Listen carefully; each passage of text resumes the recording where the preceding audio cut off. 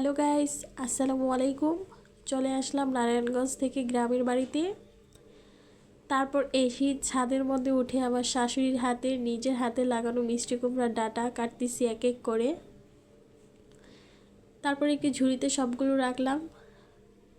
এই দিক দিয়ে আবার আমার শাশুড়ি ধনিয়া পাতা গাছও লাগিয়েছে, এগুলোও কাটতেছি। খুব অল্প পরিমাণে কাটতে অনেকটা মায়া হচ্ছিল, কিন্তু খেতে এগুলো অনেক ভালো লাগবে, সেই জন্য কেটেই ফেললাম।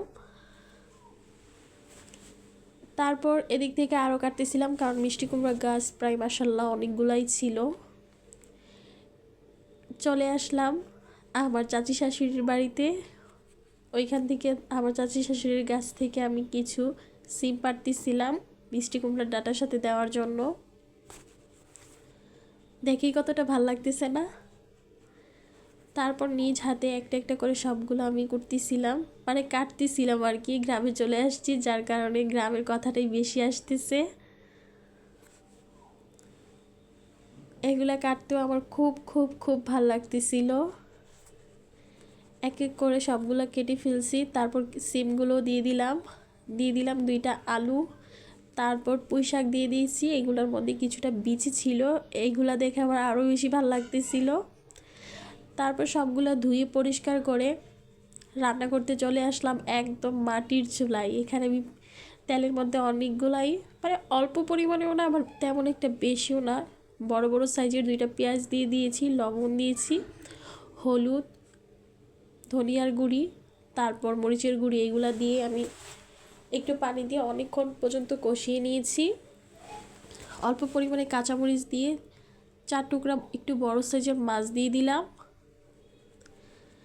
তারপর অনেকক্ষণ কষিয়ে নিয়েছি, কারণ যাই রান্না করি না কেন, যদি ভালো করে একটু কষানো হয় তাহলে তরকারিটা খেতে অনেকটা বেশি ভালো লাগে। তারপর আমি একটু পেঁয়াজের ফুল দিয়ে দিলাম, জানি না কার অঞ্চলে এটাকে কি বলে। তারপর আরও অনেকক্ষণ কষিয়ে নিয়েছি। তারপর আমি দিয়ে দিয়েছি আমার শখের মিষ্টি কুমড়ার ডাঁটা, যেগুলাকে ধুয়ে পরিষ্কার করে অনেক ভালোভাবে তারপর রান্না করতে নিয়ে আসলাম।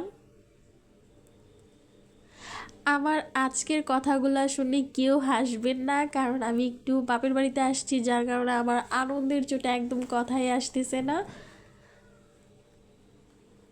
আজকে মাত্র এইগুলো আমার শ্বশুর বাড়ির ভিডিও, কিন্তু চলে আসলাম শাশুড়ির বাড়ি থেকে বাপের বাড়িতে।